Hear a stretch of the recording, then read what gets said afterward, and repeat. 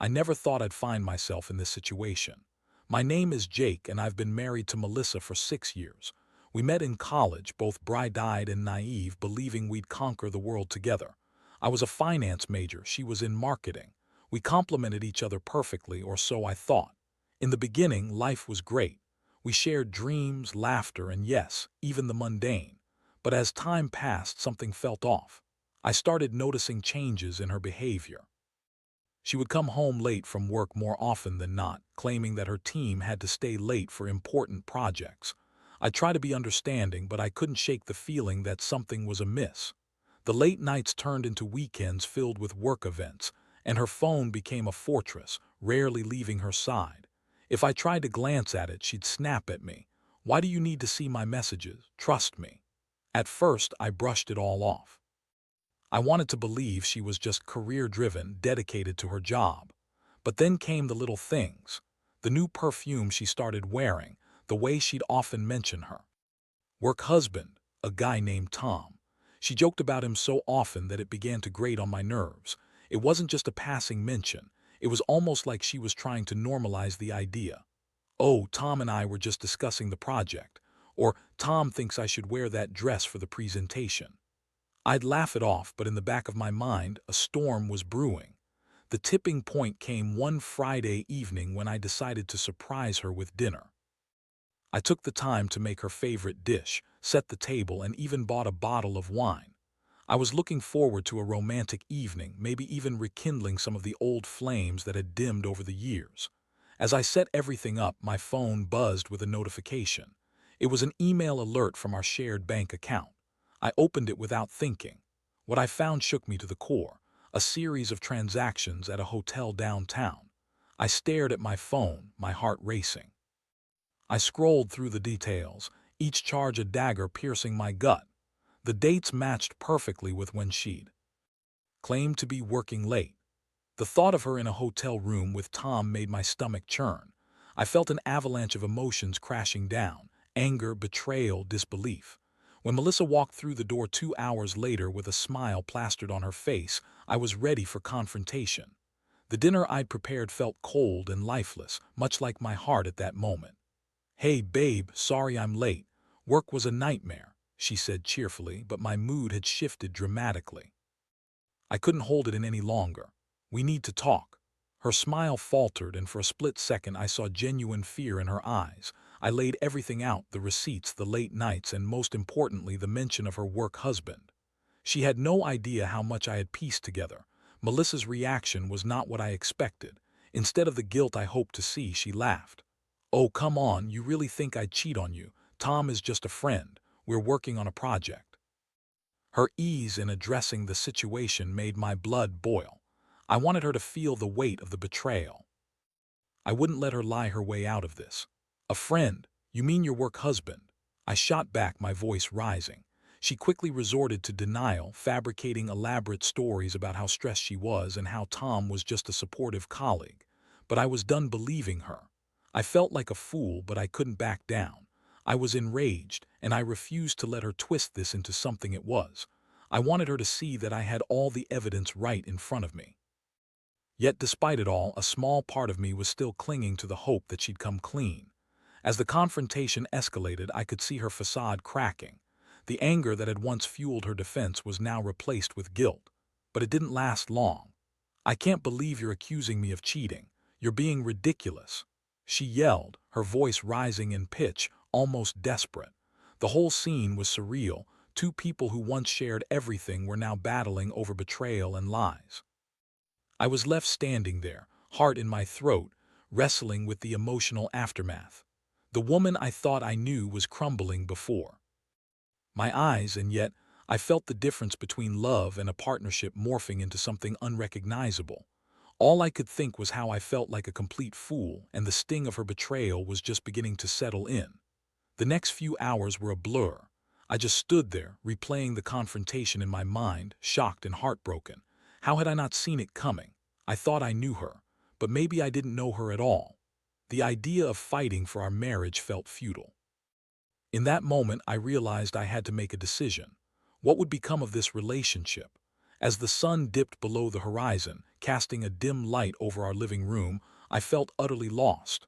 The room was thick with tension, and every ticking second felt like a countdown to an inevitable conclusion. I was flooded with emotions, my anger battling against the profound sadness that wrapped around me like a heavy blanket. Yet I knew I had to act. I couldn't let Melissa's lies linger in the air like stale perfume. After her outburst, I proposed we take a break from the conversation.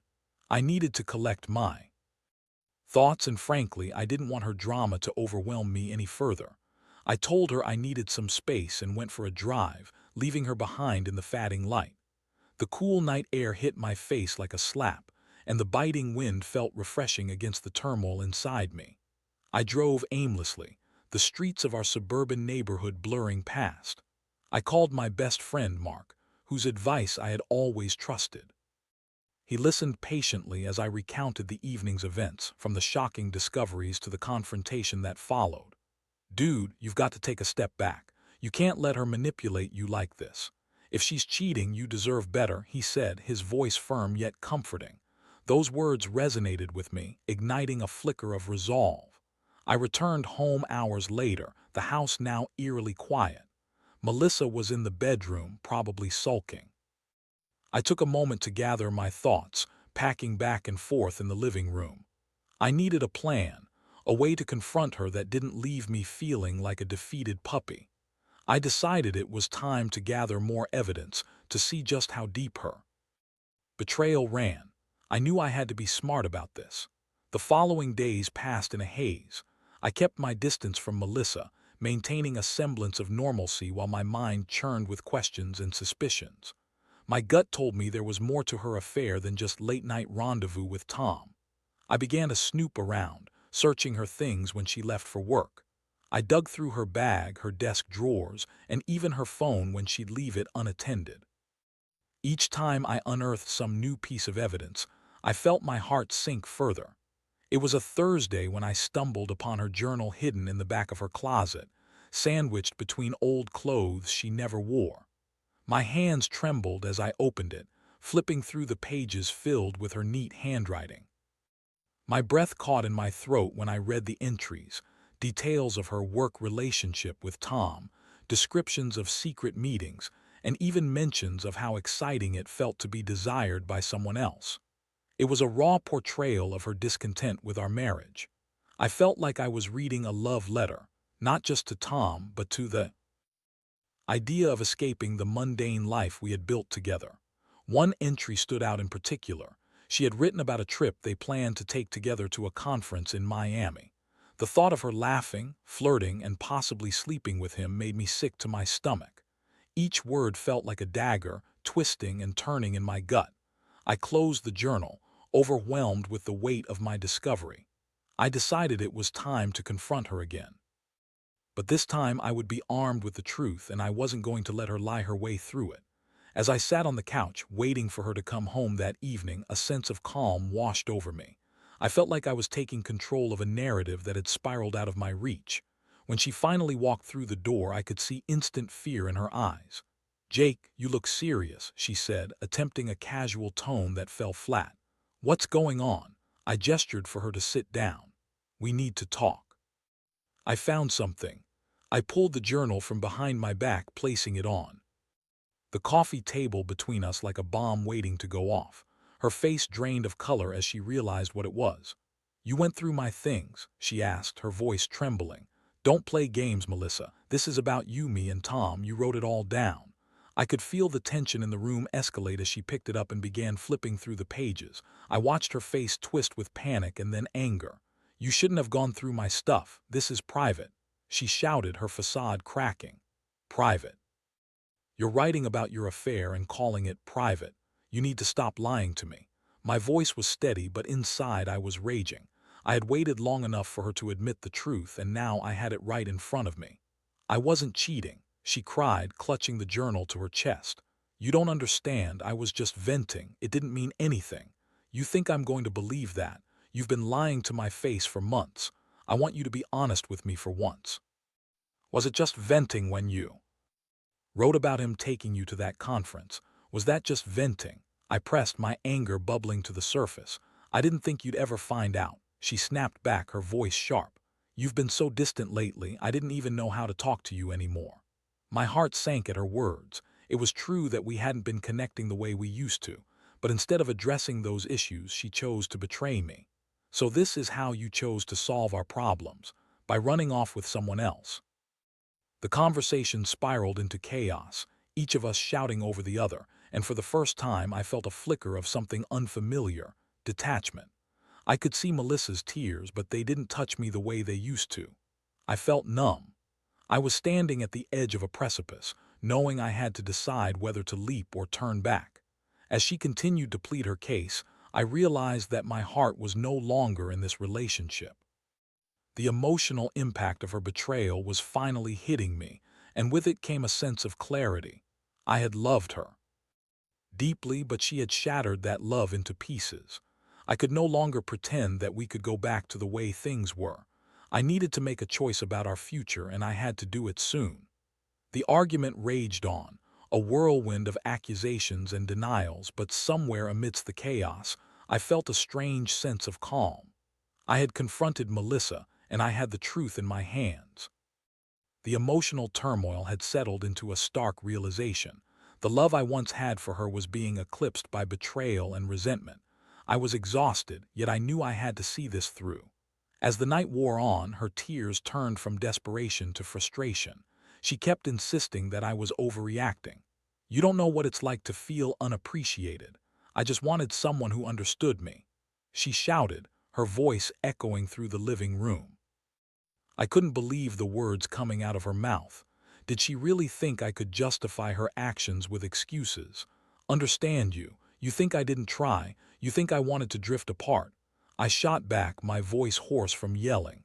I thought. We were a team. I didn't sign up for this. You signed a marriage contract, not a free pass to cheat.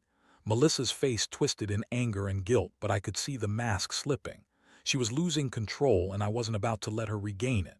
You don't understand how lonely it felt. Tom was there when you were. I had to talk to someone. It was just complicated. Complicated? You mean selfish? I clarified, feeling the anger surge within me again. The more she spoke, the more the emotional distance grew. I was no longer fighting for our marriage. I was fighting for the dignity I felt slipping away. Stop twisting this around, she yelled, frustration mixing with desperation. You're making me out to be the villain here. No, Melissa, you did that all on your own. I'm just stating the facts. I fired back. Her voice became high-pitched, and for a moment I couldn't recognize the person I had once called my wife. The vulnerability I had always cherished was now replaced with a fierce need to defend herself at all costs. We were at a standstill. Two people who once shared so much now standing on opposite sides of a chasm. I took a deep breath and prepared myself for the next step. You keep saying you're lonely, but let's be real. You didn't even try to fix it. Instead, you went and found comfort in someone else. Now, how am I supposed to trust you again? Melissa's eyes flashed with anger, but underneath it I detected a hint of fear. Maybe, just maybe, she was beginning to realize the weight of what she had done. You're being so harsh. I never meant for it to go this far. Then why did you let it? My voice dropped and I forced myself to remain calm. This isn't just about you, Melissa. You've hurt me in a way I can't easily forgive. This is about us, and right now, there's no us left. The silence stretched between us like a taut wire. I could see her trying to process the truth of my words, grappling with the reality of our situation.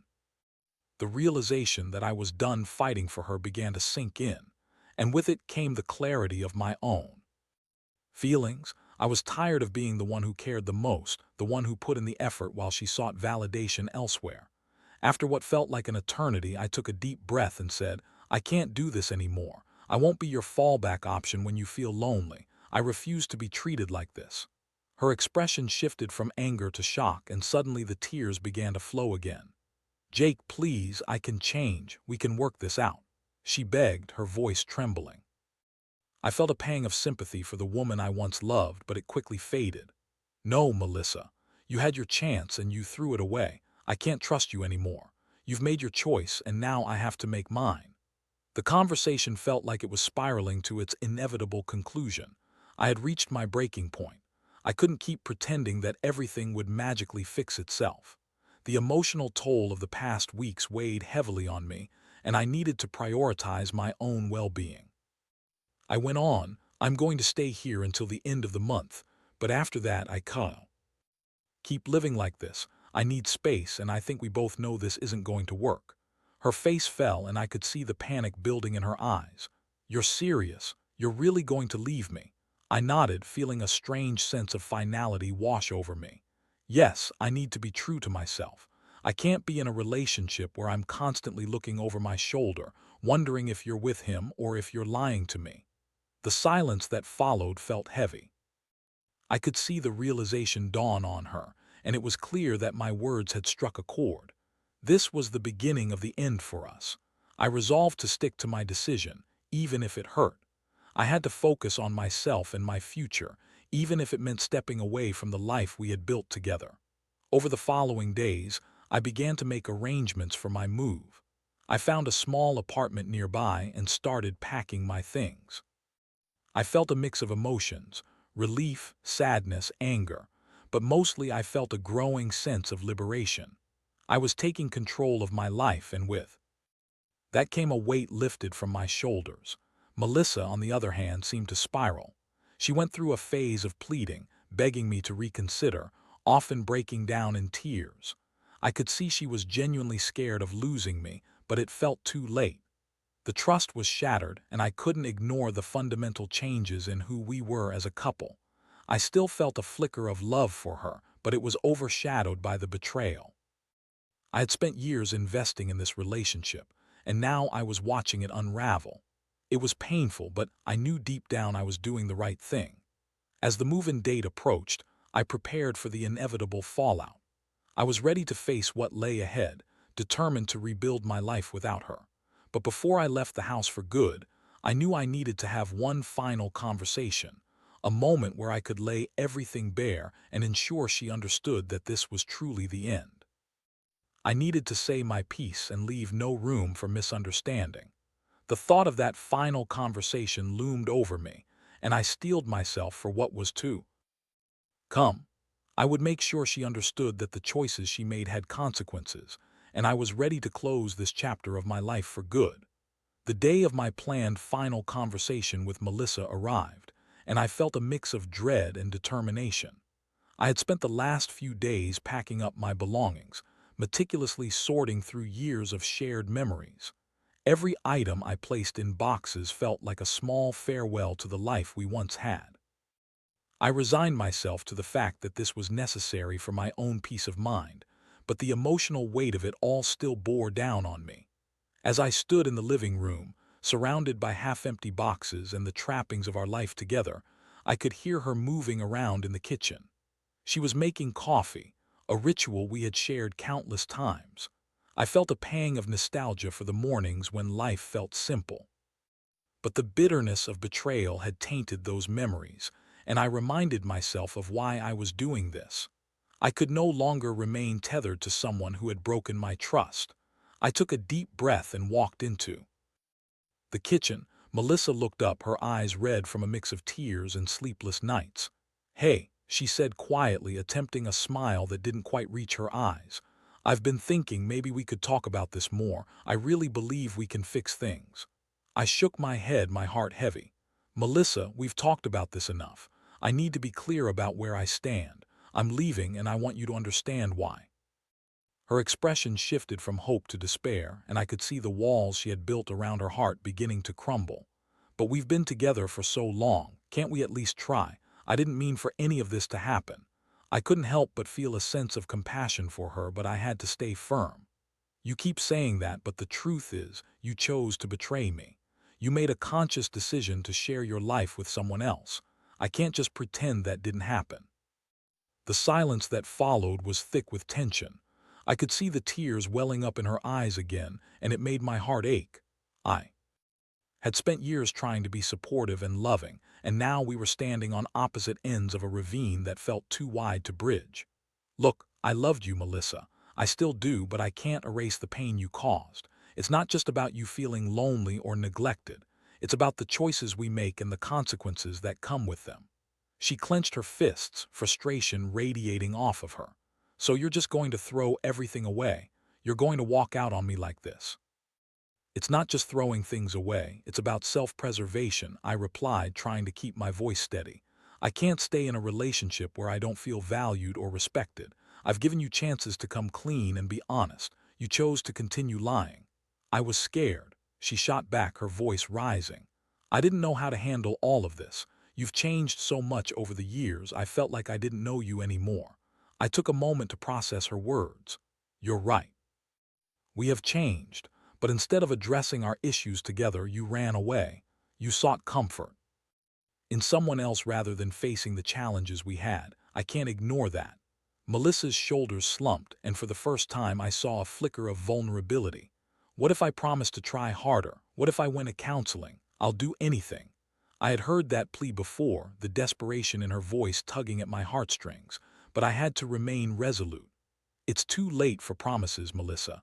We can't fix something that's been broken beyond repair.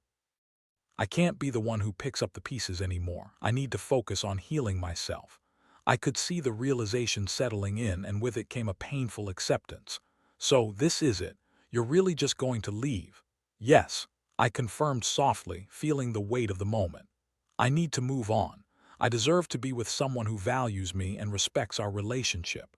I can't keep fighting for something that you've already given up on." Tears streamed down her face and she wiped them away angrily. "I can't believe this is how it ends. I thought we had something real." I nodded, feeling the sting of emotion rise within me as well. "We did, but things changed and we didn't communicate. We let the silence grow between us and you chose to fill that silence with someone else. I can't hold on to love when it's built on betrayal." She looked down at the floor and I could see the pain etched on her features. "What am I going to do?" "I don't know," I admitted, "but I can't be your safety net anymore. It's not fair to either of us. You need to find your own way." The finality of my words hung in the air, and I felt the ache of closure settling in. As much as I had loved her, as much as we had shared, it was time to say goodbye. I had to learn to let go, even if it hurt. "I'll be out by the end of the month," I said, my voice barely above a whisper. "I'll take care of getting my things, and I hope you can find a way to move forward too." Melissa nodded, her eyes downcast. "I'm sorry, Jake. I never wanted it to come to this." "I know," I replied, my heart heavy. "But we can't dwell on what could have been. We have to face what is." With that, I turned and walked away. Each step felt like a painful goodbye, but also a necessary one. I had made my choice, and now I needed to embrace the unknown. The road ahead was uncertain, but it was one I knew I had to take. As I packed up my remaining belongings, I felt a mix of sadness and relief. The journey of healing was just beginning, and I knew it wouldn't be easy. But I also knew that I was moving toward a future where I could reclaim my sense of self, a future free from the shadow of betrayal. I left the house that afternoon for the last time, closing the door on a chapter that had been filled with both love and heartbreak. It was time to step into a new reality, one where I could focus on rediscovering who I was outside of the pain. The emotional journey was far from over, but I felt a flicker of hope igniting within me. It was time to rebuild. The days that followed were a whirlwind of emotions.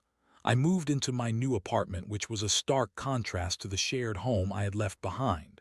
The place was small and sparsely furnished, but it felt like a blank canvas, my blank canvas.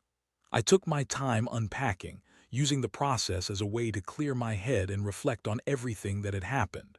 At first, the silence of the apartment felt deafening.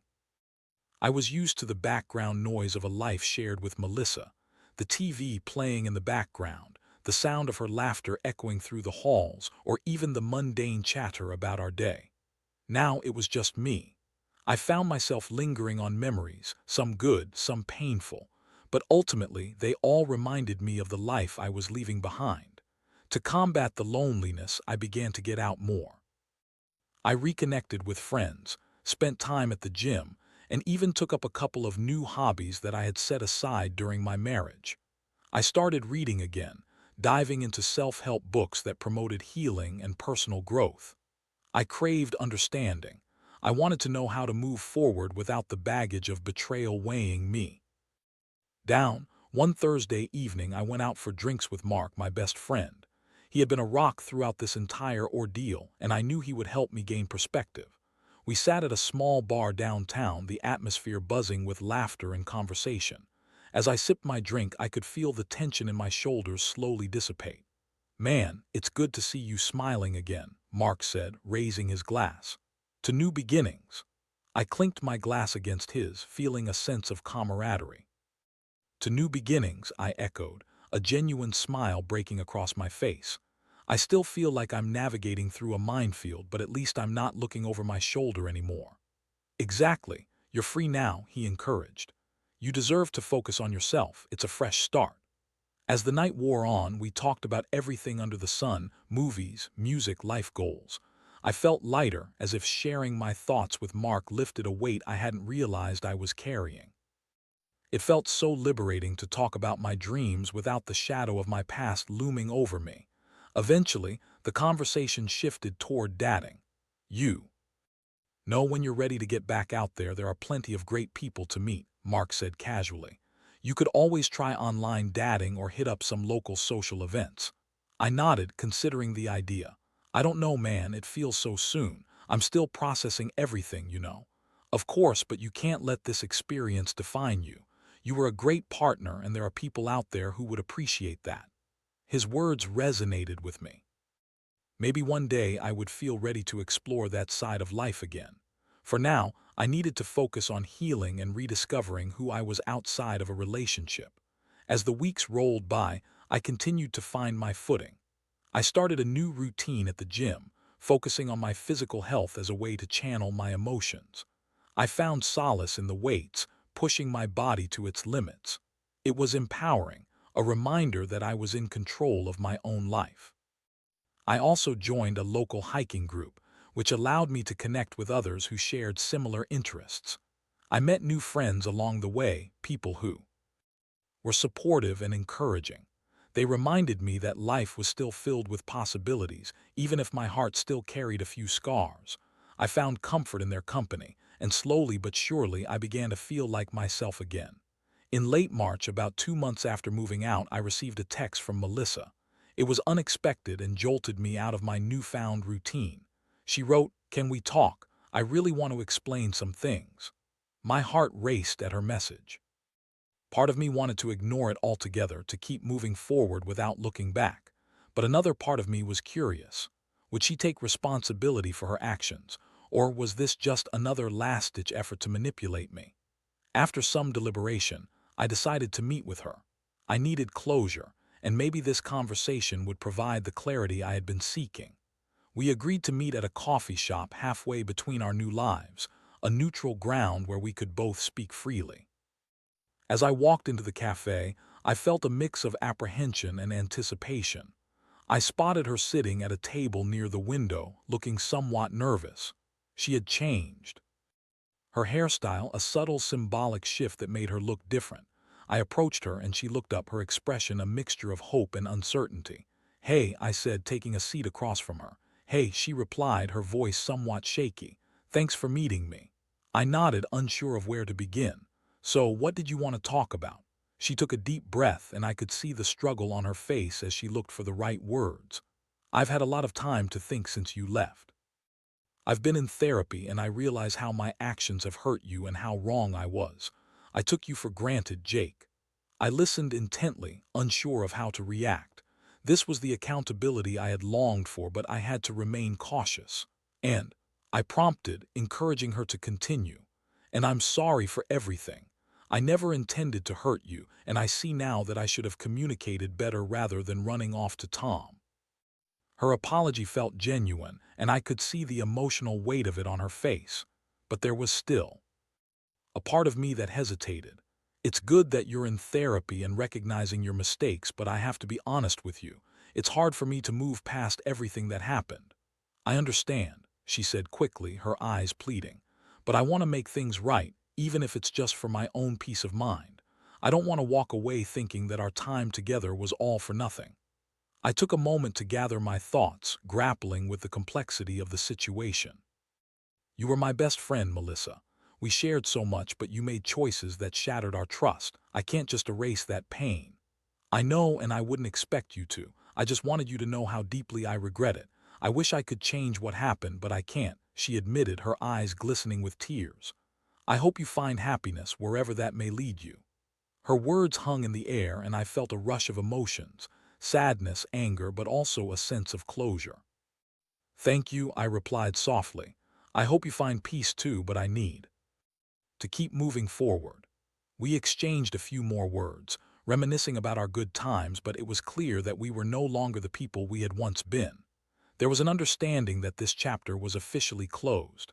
As I left the cafe, I felt lighter, as if a weight had been lifted off my shoulders. I realized that while the journey would continue to be challenging, I was on the right path. I was healing, and I was ready to embrace the future, one step at a time. The weeks rolled into months, and with each passing day, I felt more like the person I used to be, only a better version of myself. The meeting with Melissa had provided the closure I needed, and with it, a renewed sense of purpose. I had learned that healing takes time and that it's okay to reflect on the past, but it's even more important to keep moving forward. With my newfound freedom, I embraced my single life more fully. I continued to enjoy the gym, my hiking group, and the friendships I had cultivated since moving out. I started volunteering at a local community center where I found joy in helping others. I met people from all walks of life, each with their own stories of struggle and resilience. It was fulfilling, and I felt a sense of belonging that I hadn't realized I was missing. As summer approached, I decided to take a trip on my own. I had always wanted to visit the Pacific Northwest, so I planned a week-long road trip along the coast. It was an adventure that excited me, a chance to explore not just new places, but a new chapter of my life. I packed my car with essentials, a camera, and a sense of adventure, ready to embrace whatever came my way. The drive was invigorating, with beautiful landscapes unfolding before me, rugged cliffs, sandy beaches, and lush forests. I stopped frequently to take pictures, capturing moments that felt surreal and full of possibility. In those quiet moments, as I stood alone on the edge of a cliff or gazed at the waves crashing below, I reflected on how far I had come. On one particularly stunning beach, I sat on the sand, feeling the warm sun on my face and the cool breeze around me. I thought about the difficult journey I had endured, the heartbreak and the loss, but I also thought about the strength I had discovered within myself, the resilience that had surfaced when I needed it most. It was liberating to realize that I was finally free to chart my own course. I didn't need to cling to the past or the mistakes that had led me here. Instead, I could focus on what lay ahead. I allowed myself to dream of love, of new experiences, and of a life filled with joy and fulfillment. Upon returning home, I felt invigorated and ready to tackle whatever life threw my way. I started to flirt with the idea of dating again. I downloaded a dating app, hesitant but hopeful. I swiped through profiles, trying to imagine myself connecting with someone new. I reminded myself that it was okay to take things slow. I didn't have to rush into anything. I could ease into new relationships at my own pace. A few weeks later, I matched with someone named Sarah. She had a genuine smile and shared similar interests, hiking, traveling, and a love for food. We started chatting, and our conversations flowed easily. It felt refreshing to connect with someone who was open, honest, and excited about life. We decided to meet for coffee, and I walked into the cafe feeling a mix of excitement and nervousness. As soon as I saw her, those nerves melted away. We spent hours talking, laughing, and sharing stories. I felt a spark, a connection that reminded me that it was possible to experience joy again after heartbreak. As our relationship blossomed, I made it a point to keep communication open and honest. I was determined to learn from my past mistakes, to build something strong and healthy with Sarah. We explored the city together, went on hikes, and shared our favorite meals. Each moment was a reminder that life could be beautiful again. One evening, as we sat on the balcony of my apartment, watching the sunset paint the sky in vibrant colors, I turned to her. "You know, I wasn't sure if I could ever feel this way again," I admitted, "but I'm really glad I took the chance to open my heart." She looked at me, her eyes warm and understanding. I'm glad too, Jake. It takes courage to let go of the past and embrace the future. In that moment, I realized how much I had grown. I had learned to forgive, not only Melissa but also myself. I had learned that love could be rekindled, that it could flourish if nurtured with honesty, trust, and respect. As time progressed, I felt a sense of peace settle within me. I wouldn't forget the lessons I had learned from my marriage, but I refused to let them define me. I was building a new life, one filled with hope, opportunity, and genuine connections. Looking back, I could see that the pain had been a catalyst for growth. I had emerged from the ashes of betrayal stronger than ever, ready to embrace whatever life had in store. The future was no longer a source of anxiety. It was an open road, full of promise and adventure. Life may have dealt me a tough hand, but I was finally ready to play it. And for the first time in a long time, I felt excited about the journey ahead.